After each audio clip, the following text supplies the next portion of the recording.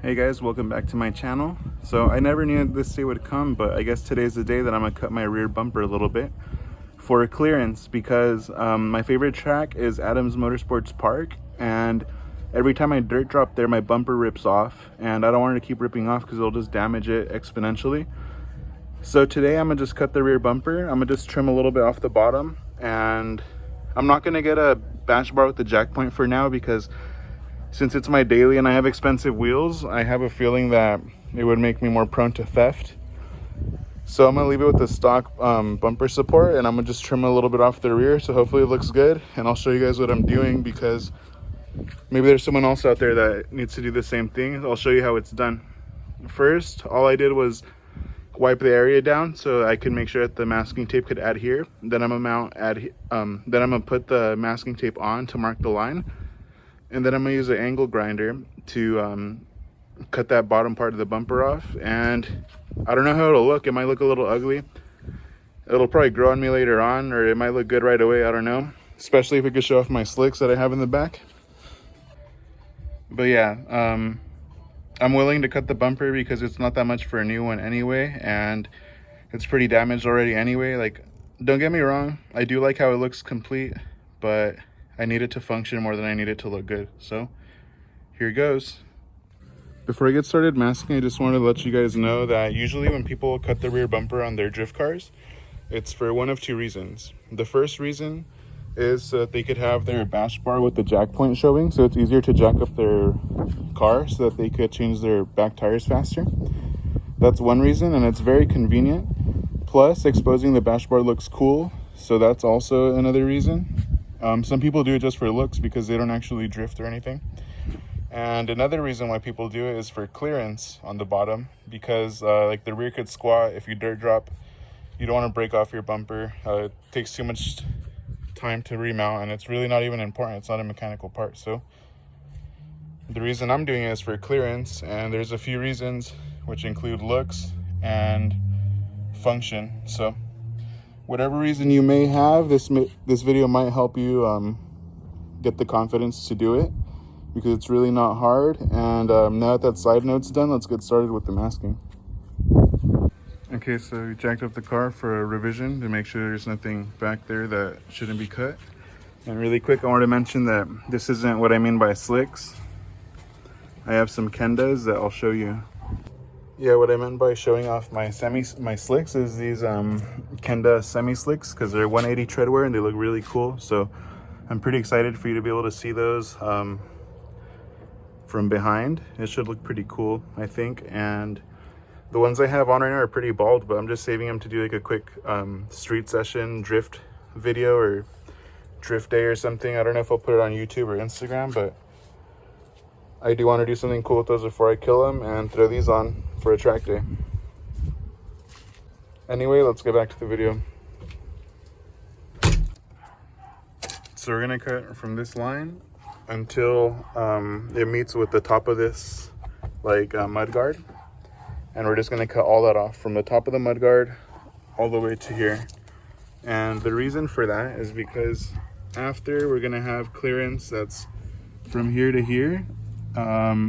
That's a good 6 inches. So I'm assuming what I was hitting at the track was like this much, like 2 inches or something. So having all this clearance, I should never have an issue with hitting the rear again and ripping off my bumper.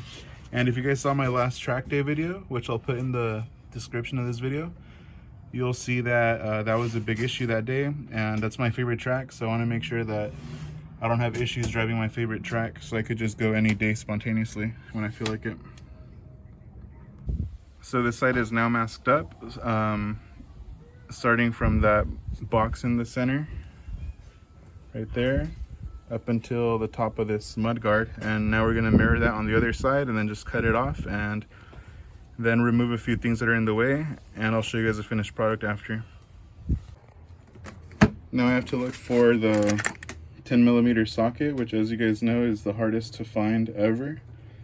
So I'm gonna dig through really quick, and then I'm gonna go remove a few pieces that are, I'm gonna take this 12 just in case actually, but yeah, I'm gonna remove a few pieces that would be in the way, and after that we're just gonna cut across and we should be all done for the day. By the way, if anyone has any track days coming up and you're in SoCal, you should hit me up because I'm ready to drive and I'm just looking for a good event, so hit me up. So I found the insane amount of 12s and 11s, but no 10 yet. But I do have a ratchet because I love ratchets. So I'm gonna just keep looking for a 10, and if not, I'm gonna just get an adjustable wrench because you guys know how it is. 10 mils are the hardest to find, always. I don't know why. All right, I'm gonna keep looking. If not, we'll find another solution. It's fine. I found it. The rarest of all sockets, the 10 millimeter. All right.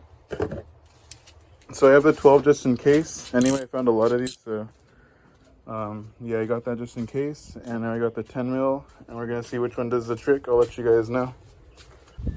Okay, so the masking is pretty much done, and I also have the 10 mil socket in my hand, so I'm gonna remove those pieces from under the car, and then we're gonna cut this out, and it will be all done.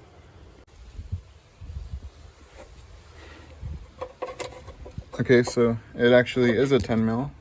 So I'm gonna just take this off, and down here, and a few parts that I think might be in the way, and after that, I'll show you guys the cut, and that's it.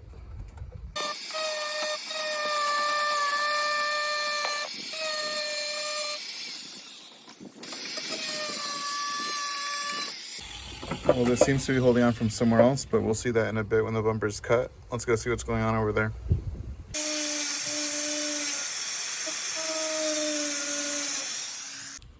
Always remember to use your eye protection when using power tools or when working on your car.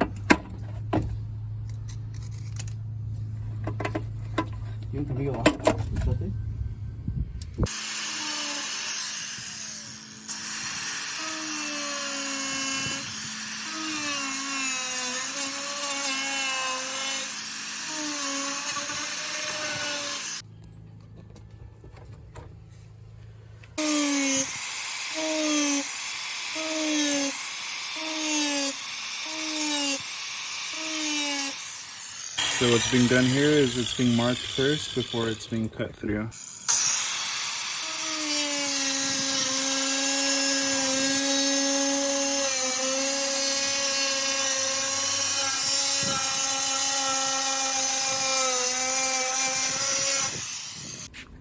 I'm gonna take the bolt off of the bottom of this side now.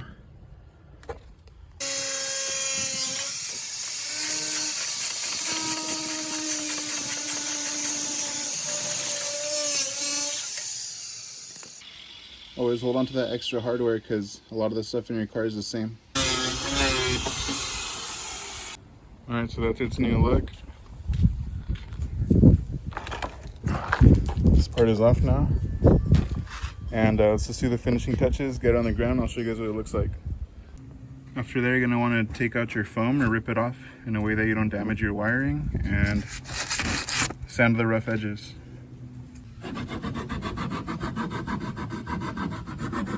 That foam's being sawed out, and meanwhile I'm gonna sand this down.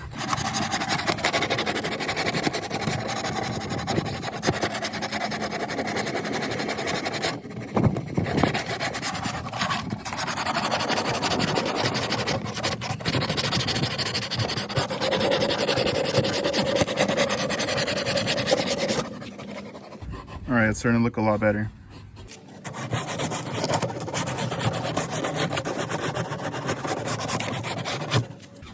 All right, the foam's out. If you guys see anything in here that you want, let me know. After a good sanding, it's time to take off the tape.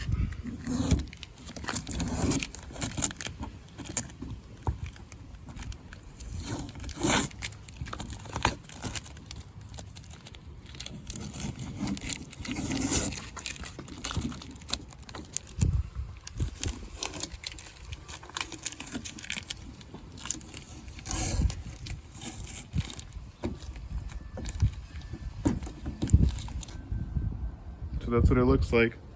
I'm gonna still put that square in right here with some glue. And I'm gonna take off stuff that's in the way, and then I'll put it on the ground and show you guys the finished product. All right, so I decided I'm gonna leave this bracket in place after all, because if I ever decide to get another like full-size bumper, I'll remount it from here, and it's not really in the way and you can't really see it. So I'm gonna put that for now, and if it looks ugly, it's just gonna be a few bolts to take it off. But anyway, I'm gonna save the hardware for here, but I'm gonna put this bolt in on this side, and it's already on the other side. So let me just put that back in, and we'll be good to go.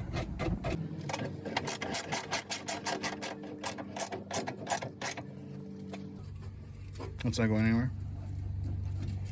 Okay, I'm done with this for now. Shout out to all the ratchets.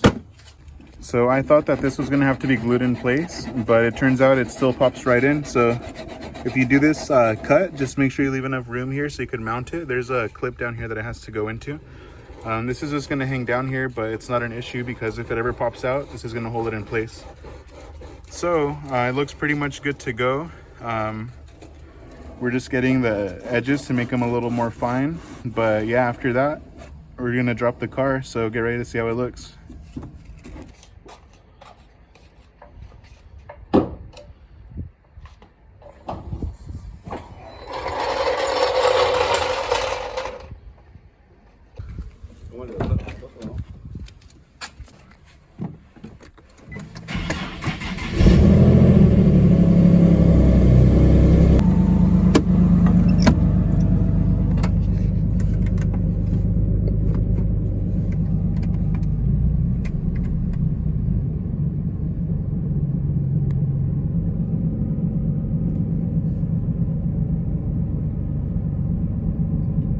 Just rolling this thing back so we could get a realistic visual of what it looks like at its actual riding height.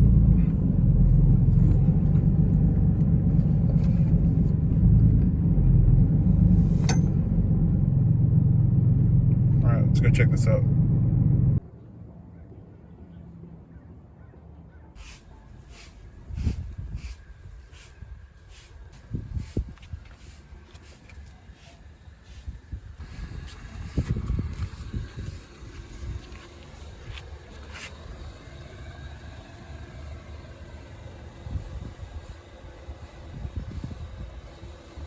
All right, so the job is all done. I hope you guys liked this video. I hope if you guys want to do this too, you found this informative, and I'll catch you guys next time. So make sure you subscribe to see my next video. Later.